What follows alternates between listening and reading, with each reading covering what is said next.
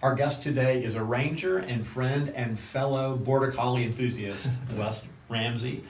Discover Worship is honored to feature a number of your arrangements in our catalog. Just a little bit about you for those who may not know. You're an alumnus of the University of Louisville, the Aspen Music Festival, the new College Music Festival. I find this interesting. You serve as representative of the Associated Board of the Royal Schools of Music, and you're an adjunct member of the School of Music faculty at Middle Tennessee State University. You're an active member of the American Choral Directors Association, American Guild of Organists, International Trombone Association, the American Federation of Musicians, and you have a publishing company called August Press, Highbound Music. They're both administered by BMG Rights Management. But this is one of my favorite things about you.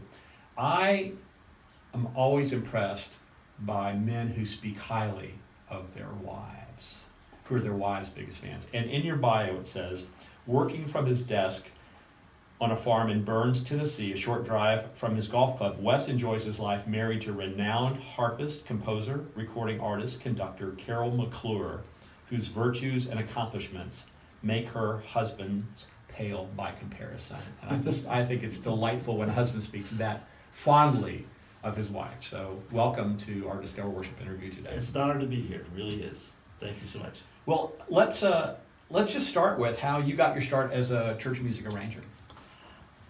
I was thinking about that when we were discussing doing this. I realized I started when I was in high school. I grew up in Nashville, and I was a church rat. The big trend, the church transition I made was around the age of 12, and our family joined Emmanuel Baptist Church over in West Nashville. There was a music director there named Burl Vick, who saw that I was a bright kid and introduced me, amongst other things, to jazz music. It was at his house I first heard Stan Getz and Miles Davis and all those, and began that kind of lifelong love of that genre. But I sang in youth choir with him, and I was also involved in other churches around the area who were doing youth choir programs and the like. And I began writing and orchestrating and arranging for them somewhere sophomore of high school. I don't remember, but it was just I just loved doing that, and had some grand experiences. No one told me no. No one told me I shouldn't be doing it. Nobody told me it was hard. I just kind of jumped in and started doing it. At the same time, I was studying an intensive classical education through Blair School of Music back in its glory days on 18th Avenue in the old house, where we were all elbow to elbow, and a bunch of really bright, geeky kids. And again, the attitude there was, no one told us it was hard, no one told us there wasn't anything we couldn't do. So I just went out and did that. And always retained that interest in church music. From that early age, I've always felt that church music was a very important, worthy part of the culture that really needs good attention. So who were some of your influences and heroes? Oh my heavens. Oh my heavens. Influences and heroes. In church music, I remember especially the work of Kurt Kaiser. There is such polish and class to his work, everything he did. I remember singing an anthem by Charles Brown, who learned, in subsequent years who Charles Brown actually was. The work of Randall Thompson, the work of the American composers like John S. Beck, all of these. Also, I was very influenced at Emmanuel. It was a traditional program for the most part, and we sang Bach, and Bach was played for the preludes. we were also very much influenced by the hymnody. Mhm. It was a hymns-based sort of program. And one of the great influences of my life, although of course I never met him, he died in the late 40s, was B.B. McKinney. Mhm. I don't know if many know that name anymore. He edited the classic Broadman hymnal. Right, right. And I go back from time to time to look through the hymnal, and they're the great hymns of the church from earliest forms going forward. They're the great gospel songs, Fanny Crosby and Company. And if you look in the back, there's an arrangement for the congregation of the Hallelujah Chorus. Wow. And McKinney's had a vision for church music for the Protestant chapel, for lack of a better term, that was inclusive. He thought that everything should be brought forward in addition to new things being created. And McKinney created a great deal of music himself. Mm. But he was a real visionary, and in my generation, he was so formative of what church music was and could be. If you go to First Baptist Church, I still think, unless they've moved it or sold it, McKinney's piano still sits in the music offices. Wow, they're in Nashville. In Nashville, First Baptist Church in Nashville. And so McKinney was a huge influence. Vaughan Williams was a huge influence. Britton was a huge influence. I'm trying to think of other names that immediately popped to mind. Well, this gives us a real context for where your heart is and where your mind is in Yes. terms of arranging. So how did you eventually begin to make a living as an arranger? I had a job in high school that continued in college with a little academic publisher called the Brass Press. And Steve Glover owned and ran it. He was doing scholarly editions of early music, especially for brass instruments. Of course, the market for that is not enormous. And so he supplemented his business by doing engraving services for the John T. Benson Publishing Oh, Company. yeah. And he taught me how to use that dreadful music typewriter that was all that was available to us. And I began seeing this material come across my eyes. Pieces by Elmo Mercer. I'm trying to think of other, the memories fade a little bit. And then, but I began to get a sense of what music publishing was about through that. When I came back to Nashville after college, my first job was, again, at the Benson Company, just by one of those happenstances. I was visiting a teacher, phone rings, he said, "Here, this call's for you." And it was Don Hart on the other end of the line. And he said, "We need someone to edit the orchestrations and run that part of our operations. Can you do this?" I said, I was 21 years old. I said, "Of course I can do that." Wow. And so What year was that? 1977. And so I jumped in at that point. It was an incredible education because I was listening to the recordings that were coming back through, listening to mixes coming back through, comparing them to the scores and parts that were being dumped on my desk as well. And it was a graduate education in writing for publication. I learned a lot of what not to do through that as well. I also saw which arrangers some of them had up to 60% of what they had written mixed out in the end because they were just overwriting so badly. Others, everything survived. Ron Huff was one where everything survived. He never. What a great touch. He never overwrote, and so from that began the journey. of being an arranger. And my goal or my vision at the time in my early 20s was not to be a public person. I was going to be the guy quietly in the back of the studio, and or maybe at the board, but do my work, do my craft, go home. But I never thought of myself as being a public person doing this.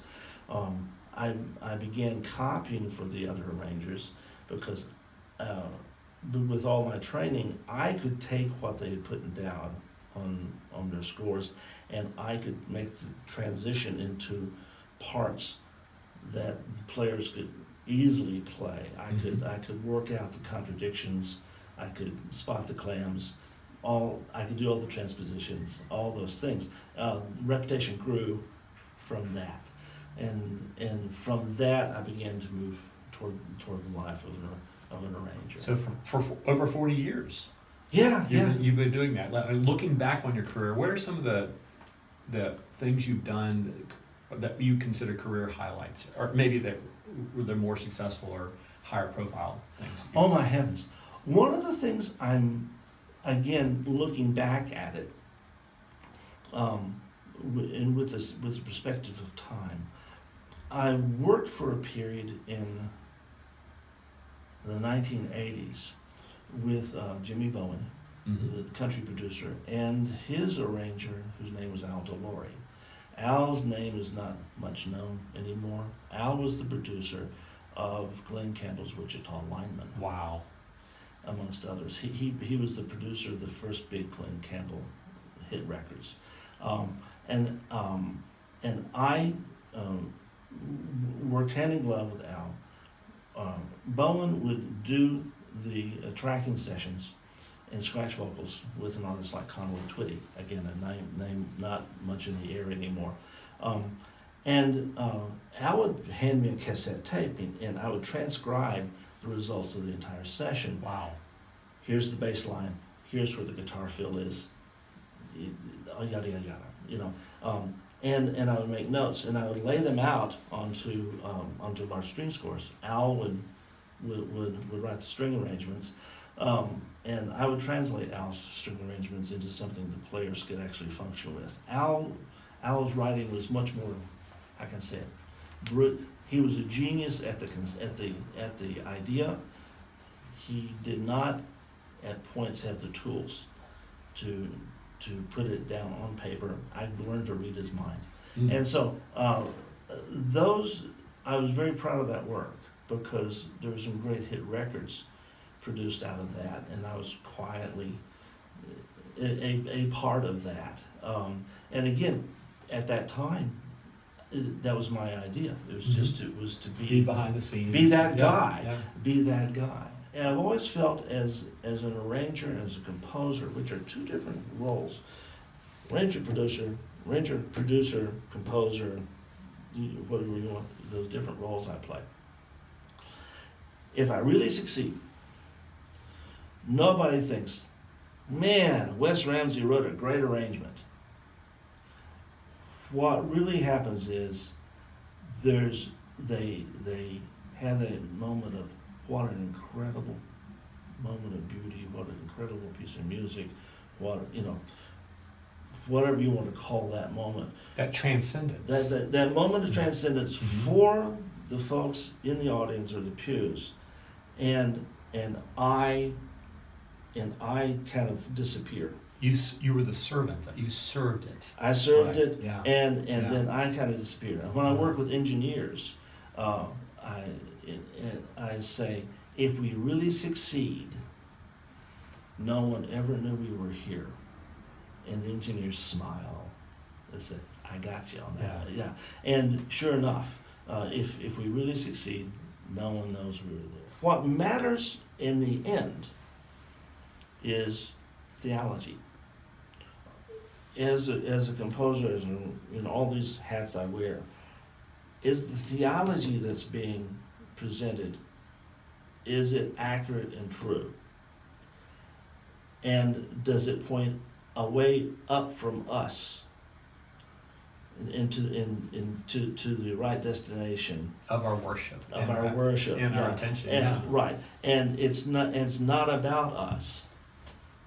And the audience is not the guys in the pews, or the men and women in the pews, and men and women in the audience. That's not the audience, and that's not the final audience. And so it has to be, the theology has to be there before anything else. Because it's the truth that transforms. It's the truth that transforms, Yeah, right? yeah. And also, in musically, it has to be in, for lack of a better term, authentic voice. Mhm. So let's talk about that. Okay, When you yeah. arrange for, let's say, a choir, Right. what's in your head? What are your priorities as you arrange for that? The text. Mhm. Okay. The text.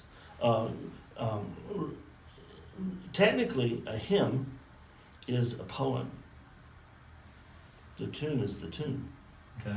And hymns can be set to different tunes. And there's Based on the meter. based Yeah. on the meter, Mhm. right? And some tunes are more appropriate for a hymn text than others. If it's an original text, still the text is the thing that matters. The approach to arranging and composing is, let me break it down into two different roles. If I'm arranging someone else's material,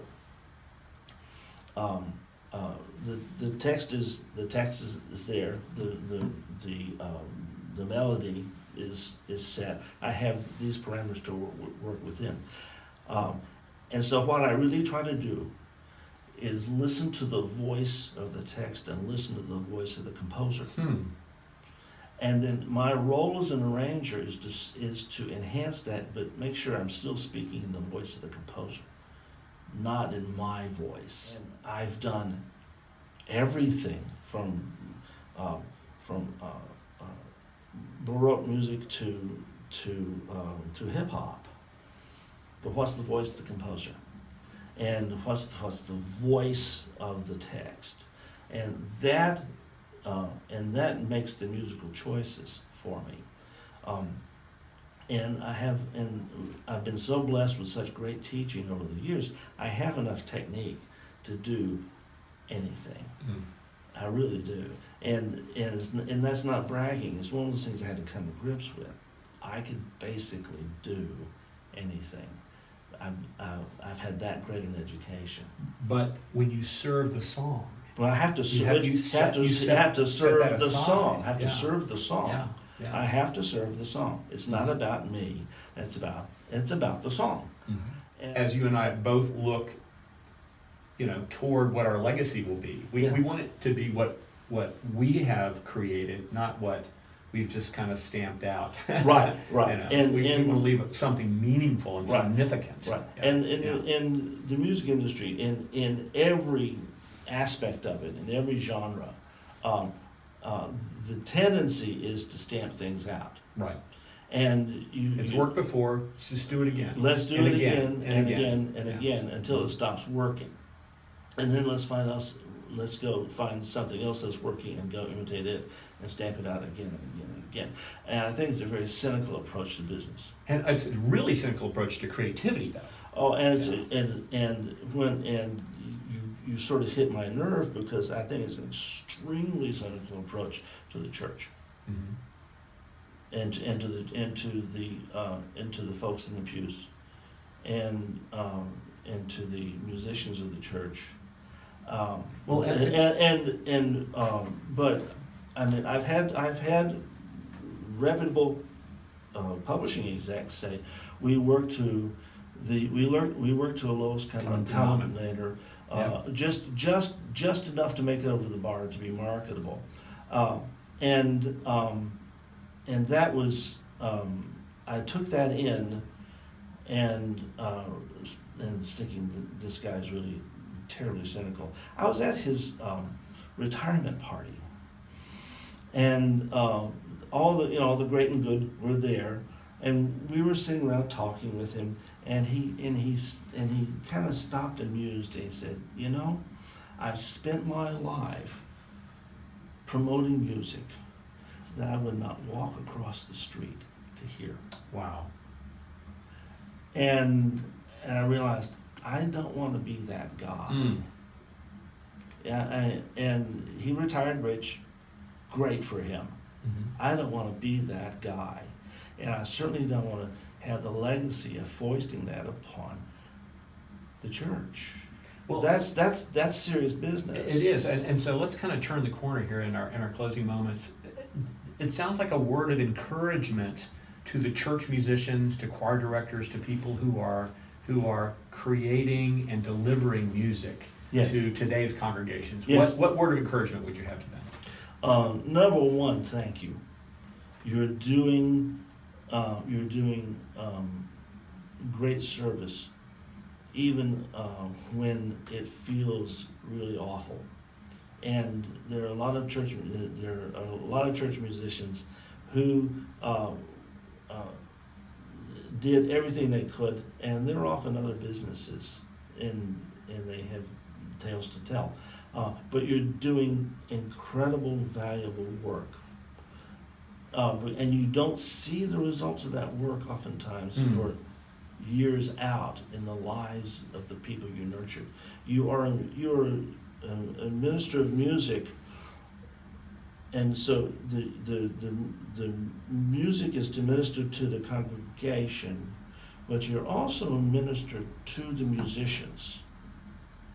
And that is I think that role is not emphasized enough. You're the minister. A pastor. You're pastoring. You're pastoring the musicians, Yeah. both in your choir and within your program. Hopefully, you are fomenting and encouraging and doing everything you can for the children of the church to be learning music, and to be learning hymnody, and to be learning how to function musically and theologically. But all the way through every adult you encounter in the choir, every musician you hire from the outside has their own story. They are so accustomed to being rode hard and hung up wet. They really respond if someone takes a pastoral approach to them. So you have a pastoral role as a church musician. The Lutherans do a good job at this. They view the organist of the parish as a pastoral role. Wow. And it's not a performance role; it's a pastoral role.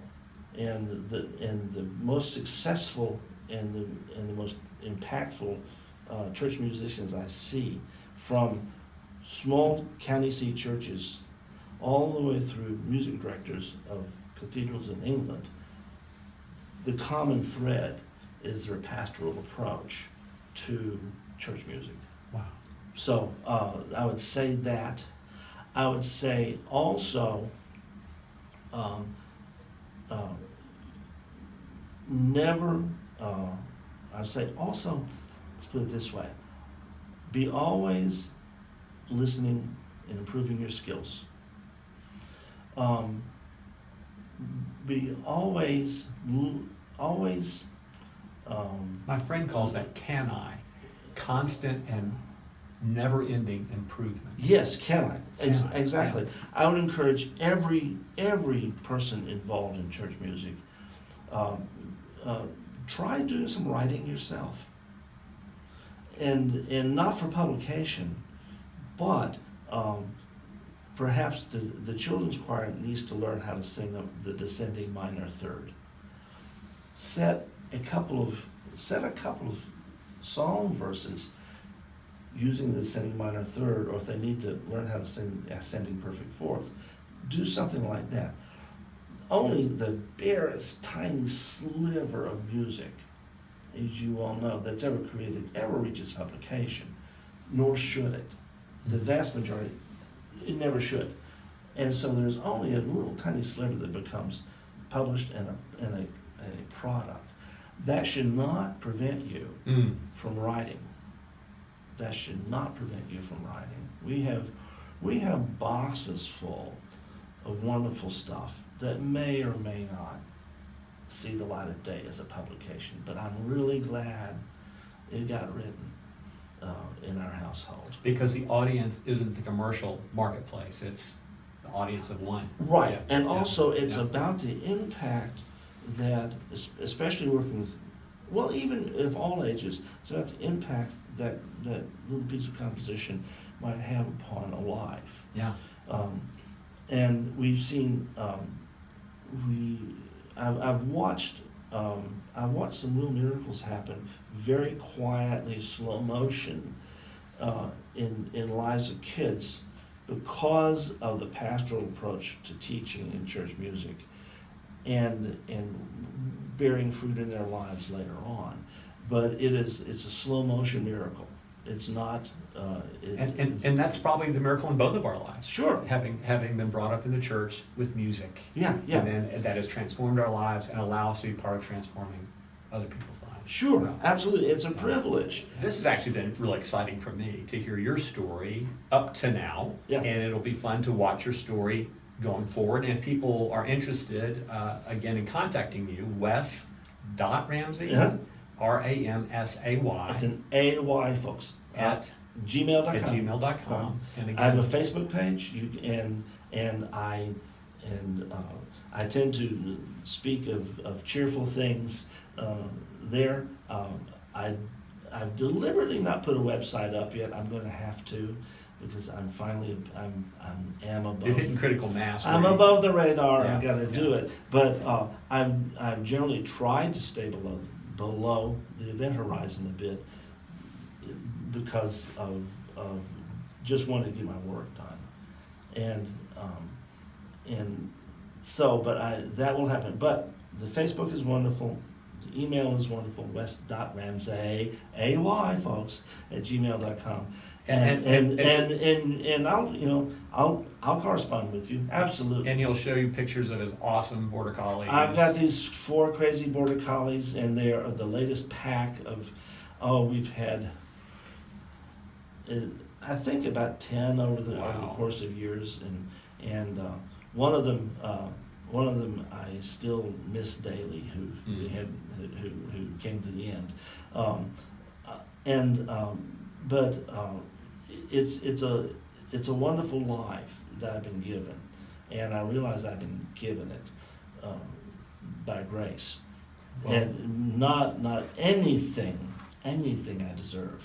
Well, we appreciate you sharing your gifts with Discover Worship. For the songs that we have in our catalog, we want to encourage our members to scope them out, find them, play them, listen to Yes. them, and Yeah. consider using them in worship at their churches. Wes, thank you so Thank much. you so much. I look Rex. forward to the years to come. Absolutely. Same here.